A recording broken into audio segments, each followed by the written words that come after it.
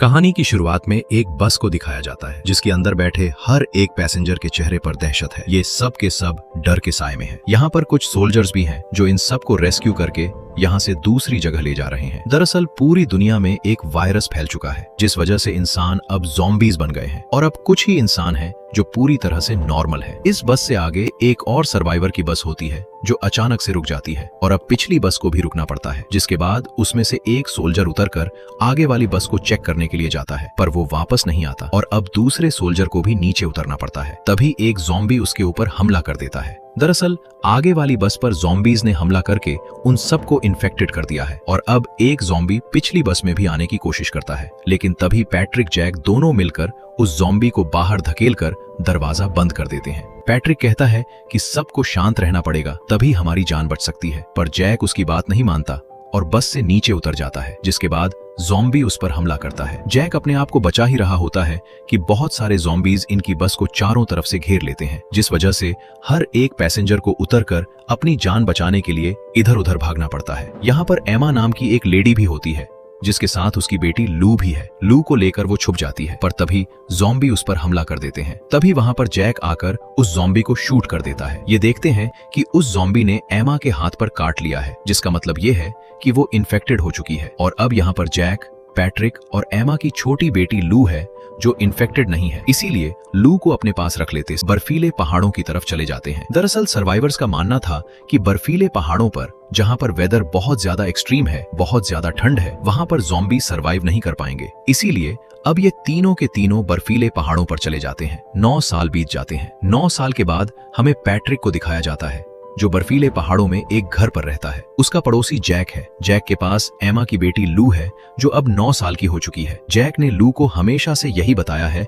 कि वही उसके डैड है, इसीलिए लू जैक को डैड कहती है। साथ ही जैक ने उसको बताया था कि तुम्हारी मॉम की मृत्यु ज़ॉम्बीज की वजह से हुई थी, जिस वजह से वो ज़ॉम्बीज से बहुत ज्यादा डरती है। दरअसल यहाँ पर ज़ॉम्बीज नहीं है, ठंड बहुत ज्यादा होने की वजह से यहाँ पर जितने भी लोग इन्फेक्टेड हुए थे वो सब के सब मारे गए। इसीलिए आज तक लू ने ज़ॉम्बीज को नहीं देखा, उसके दिल में बस ज़ॉम्बीज का डर है। वहीं पैट्रिक अपने घर में एक डॉग के साथ रहता है। वो कभी जैक से बात नहीं करता। इन दोनों के घर के बीच में फेंस होती है। लू पैट्रिक के डॉग को बहुत पसंद करती है, इसीलिए कभी कभी वो फेंस से पैट्रिक के डॉग को खाना खिलाती है। अब जब लू का बर्थडे होता है, उसी रात को जब वो अपने बेड पर अपने डैड जैक के साथ सो रही होती है तो उसे बाहर से अजीब सी आवाज आती है और जब वो बाहर जाकर देखती है तो फेंस के दूसरी तरफ एक ज़ॉम्बी होता है, जिसे देखकर वो डर जाती है। अगली सुबह जब जैक उठता है तो वो देखता है कि आसपास कहीं भी लू नहीं है। उसे बेड के नीचे से आवाज आती है जहां पर लू छुपी हुई होती है। वो जैक को बताती है कि कल रात को मैंने एक ज़ॉम्बी देखा था। जैक कहता है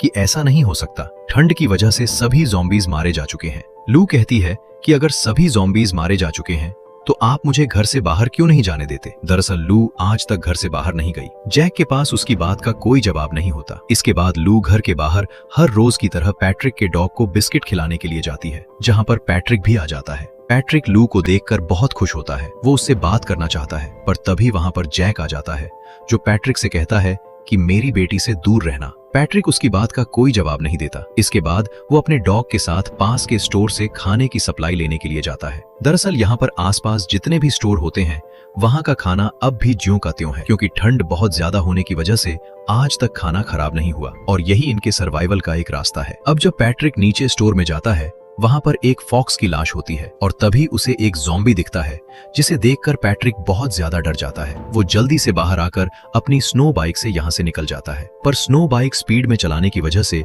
उसकी स्नो बाइक का एक्सीडेंट हो जाता है, जिस वजह से पैट्रिक बेहोश हो जाता है और जब उसे होश आता है तो उसके ऊपर ही ज़ॉम्बी होता है, पर ज़ॉम्बी को कुछ भी नहीं दिख रहा होता, जिस वजह से पैट्रिक की जान बच जाती है। दूसरी तरफ हमें जैक को दिखाया जाता है जो लू को पिस्तल चलाना सिखा रहा होता है और जब वो पिस्तल चलाते हैं तो गोली की आवाज से अब ज़ॉम्बी उन्हीं की तरफ बढ़ने लगता है, जो देखकर पैट्रिक अपनी स्नो बाइक से चिल्लाता हुआ जैक को अवेयर करता है कि उसकी तरफ एक ज़ॉम्बी आ रहा है। उसकी आवाज सुनकर जैक हैरान हो जाता है और अब क्योंकि पैट्रिक चिल्ला रहा होता है इसीलिए ज़ॉम्बी को उसकी मौजूदगी का पता चल जाता है। पैट्रिक के ऊपर हमला कर देता है। वहीं दूर से जैक उसे देख रहा है। उसके पास गन है पर वो बहुत ज्यादा डर चुका है। उसने कई सालों के बाद ज़ॉम्बी को देखा है, इसीलिए वो निशाना नहीं लगा पाता और अब वो ज़ॉम्बी पैट्रिक को काट लेता है। पैट्रिक भी इन्फेक्टेड हो चुका है, पर इससे पहले कि ज़ॉम्बी उसे पूरी तरह से मार देता पैट्रिक का डॉग वहां पर आकर ज़ॉम्बी के ऊपर हमला कर देता है। ज़ॉम्बी पैट्रिक के डॉग को मार देता है, जो देखकर पैट्रिक को बहुत गुस्सा आता है, क्योंकि डॉगी ही उसका इकलौता साथी था जिसे ज़ॉम्बी ने मार दिया है। और अब वो अपनी गन निकालकर ज़ॉम्बी पर गोली चलाता है। ज़ॉम्बी को गोली तो लगती है, पर वो मरता नहीं है, वहां से भाग जाता है। और इन दोनों को अब समझ में आ चुका है कि ज़ॉम्बीज ने इस एक्सट्रीम कोल्ड वेदर में सरवाइव करना सीख लिया है, अभी यहाँ पर सेफ नहीं है। वहीं लू को जैक पर बहुत गुस्सा आता है, क्योंकि सही समय पर उसने गोली नहीं चलाई थी। साथ ही उसे इस बात का भी दुख होता है कि डॉग मारा गया। वो भी पैट्रिक के डॉग को बहुत पसंद करती थी। और अब पैट्रिक अपनी डॉग की बॉडी को लेकर अपने घर आता है। वो शीशे में अपने घाव को देखता है। उसे समझ में आ जाता है कि कुछ ही देर बाद वो भी एक ज़ॉम्बी बन जाएगा। वो खुद अपनी जिंदगी का खात्मा करना चाहता है, पर तभी उसे वो पल याद आता है जब लू की मॉम एमा के हाथ पर ज़ॉम्बी ने काटा था और उसने पैट्रिक से कहा था कि मेरे हाथ को काट दो ताकि ये इन्फेक्शन मेरे शरीर में न फैल पाए। पर पैट्रिक ऐसा नहीं कर पाया था, वो डर गया था और आज एक बार फिर से वो डर जाता है। वो अपनी जिंदगी का खात्मा नहीं करता। वहीं हमें जैक को दिखाया जाता है, जो अपने घर को पूरी तरह से सील कर देता है, क्योंकि उसे पता है कि पैट्रिक ज़ॉम्बी बनने वाला है और ज़ॉम्बी बनने के बाद वो अपनी सेंसेस को खो देगा। वो इनके ऊपर हमला कर सकता है। साथ ही वो अपनी बेटी लू से माफी मांगता है और कहता है कि कल जो कुछ हुआ उसके लिए मुझे माफ कर दो। लू कहती है कि अगर आप मेरे लिए फ्लावर्स लेकर आएं तभी मैं आपको माफ करूंगी। इसके बाद जैक घर से बाहर निकल जाता है ताकि वो लू के लिए फ्लावर्स ला सके। वो पैट्रिक को उसके घर के बाहर देखता है, जो अपने डॉग को दफना रहा होता है। अभी तक पैट्रिक ज़ॉम्बी नहीं बना, वो पूरी तरह से नॉर्मल है। और अब वो अपनी बेटी के लिए फ्लावर्स लेकर घर के अंदर आ जाता है, जिसके बाद उसकी बेटी लू कुछ फ्लावर्स अपनी मॉम की फोटो के आगे रखती है और कुछ बाहर जाकर उस जगह पर रख देती है जहां पर पैट्रिक ने अपने डॉग को दफनाया था। वो डॉग के लिए प्रार्थना भी करती है। वहीं जैक को जब पता चलता है कि उसकी बेटी घर के बाहर है, तो भागता हुआ अपनी बेटी को लेने के लिए घर के बाहर जाता है। और ठीक उसी वक्त वही ज़ॉम्बी जिसने पैट्रिक के ऊपर हमला किया था, लू के सामने आ जाता है। वो लू के चेहरे पर हमला करता है। उसके चेहरे पर खरोंच आ जाती है।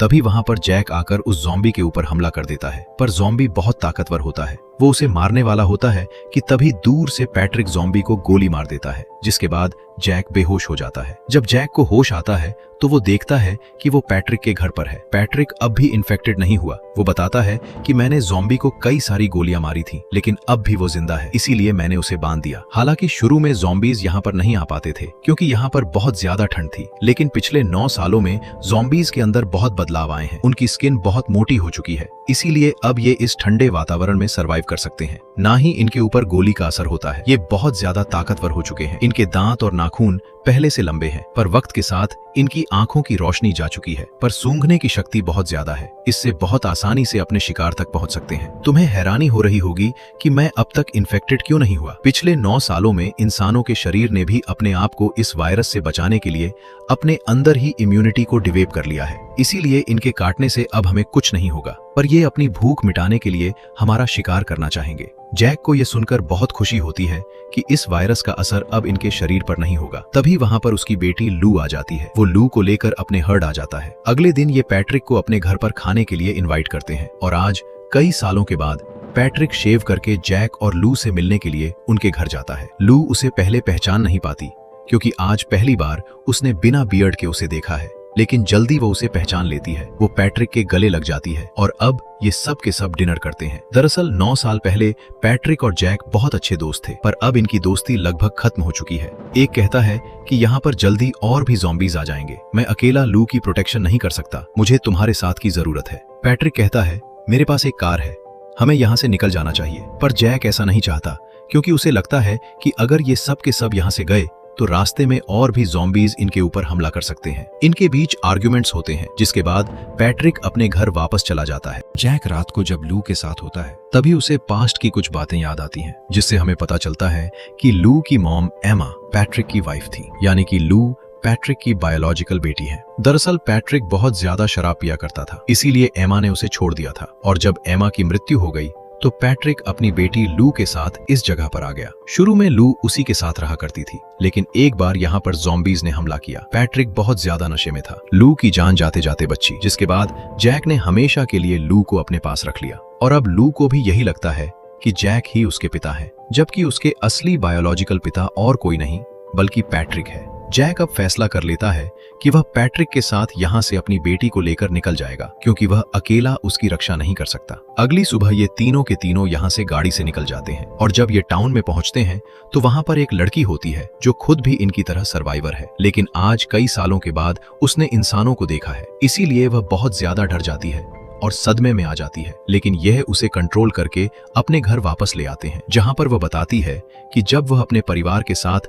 ज़ॉम्बीज से बचने की कोशिश कर रही थी, तभी ज़ॉम्बीज ने उसके परिवार के ऊपर हमला किया और सबको मार दिया, जिसमें मेरा बॉयफ्रेंड भी था। मैं उसके बच्चे की मां बनने वाली हूँ और तभी से मैं अपने आप को बचाने के लिए इधर उधर भटक रही हूँ। और तभी बाहर जो ज़ॉम्बी होता है जिसे पैट्रिक ने बांध दिया था, वो जोर जोर से चिल्लाने लगता है, जो सुनकर वो लड़की बाहर जाती है और गन से उस ज़ॉम्बी के सर पर शूट कर देती है, जिससे ज़ॉम्बी मारा जाता है। इसके बाद वह इन्हें बताती है कि ज़ॉम्बी इस तरह की आवाज तभी निकालता है जब वह अपने साथियों को बुलाना चाहता है। उसके साथियों ने उसकी आवाज सुन ली होगी, जल्दी वो सब के सब यहाँ पर पहुंच जाएंगे, हमें यहाँ से निकलना होगा। और अब ये यहाँ से निकलने की तैयारी कर ही रहे होते हैं कि तभी इन्हें बाहर से अजीब अजीब सी आवाजें आती हैं। दरअसल बाहर उस ज़ॉम्बी के साथी आ चुके हैं। सबसे पहले लू को बेसमेंट में भेज देते हैं और अब ज़ॉम्बीज इनके ऊपर हमला करना शुरू कर देते हैं और घर के अंदर आ जाते हैं। एक ज़ॉम्बी नीचे बेसमेंट में भी चला जाता है, लेकिन पैट्रिक उसे बचाने के लिए वहां पहुंच जाता है। ज़ॉम्बी उसके ऊपर हमला करता है। ज़ॉम्बीज से बचना इतना आसान नहीं है, ये इंसानों से बहुत ताकतवर है। लेकिन तभी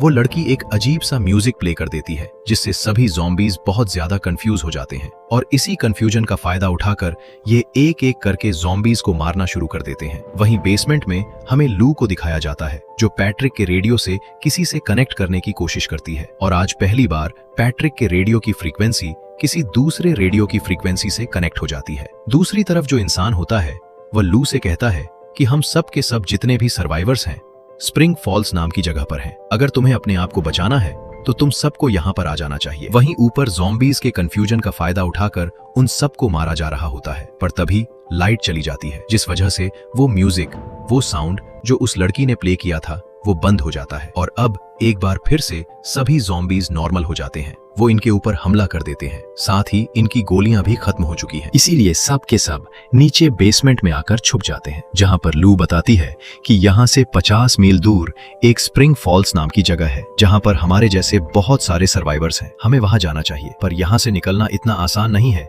क्योंकि बाहर बहुत सारे ज़ॉम्बीज हैं जो इनका शिकार करना चाहते हैं। पैट्रिक कहता है कि तुम तीनों यहाँ से निकल जाओ, मैं इन ज़ॉम्बीज को रोकता हूँ। अब भी उसके पास एक पिस्टल होती है जिसमें कुछ गोलियां हैं। हालांकि जैक ऐसा नहीं करना चाहता, लेकिन उसे पता है कि इसके अलावा इनके पास कोई दूसरा रास्ता नहीं है और अब वो इन्हें अलविदा कहता है और बाहर जाकर जोर जोर से आवाज करने लगता है, जिस वजह से सभी ज़ॉम्बीज उसके पास आने लगते हैं। पैट्रिक एक एक करके उन्हें गोली मार रहा होता है। वहीं जैक, लू और उस लड़की को यहाँ से निकलने का मौका मिल जाता है। ये तीनों की तीनों पैट्रिक की गाड़ी यहाँ से लेकर निकल जाते हैं, पर अब पैट्रिक की गोलियां खत्म हो चुकी हैं। उसके चारों तरफ ज़ॉम्बीज हैं जो उसे पकड़ लेते हैं, पर तभी पैट्रिक के पास जो बॉम्ब होता है वो उसे एक्टिवेट कर देता है, जिस वजह से पैट्रिक के साथ साथ यहाँ पर जितने भी ज़ॉम्बीज होते हैं वो सब के सब मारे जाते हैं। पैट्रिक ने अपनी जान देकर जैक को, अपनी बेटी लू को और उस प्रेग्नेंट लड़की को बचा लिया। ये तीनों के तीनों पूरी रात ड्राइव करते हैं और सुबह होते ये उस सरहद तक पहुंच जाते हैं जहां से स्प्रिंग फॉल्स शुरू होता है। ये उगते हुए सूरज को देखते हैं, जो इन्होंने आज कई महीनों के बाद देखा है। ये उगता हुआ सूरज इस बात का संकेत भी है कि इन तीनों की जिंदगी की नई शुरुआत होने वाली है। इसी के साथ ये फिल्म, ये कहानी यहीं पर खत्म हो जाती है। दोस्तों, पैट्रिक के बहादुरी के लिए एक लाइक तो बनता है। ऐसी ही मूवी एक्सप्लेनेशन के लिए चैनल को सब्सक्राइब करें और कमेंट में बताओ अगली कौन सी मूवी का एक्सप्लेनेशन चाहते हो। मिलते हैं अगले वीडियो में, तब तक के लिए बाय दोस्तों।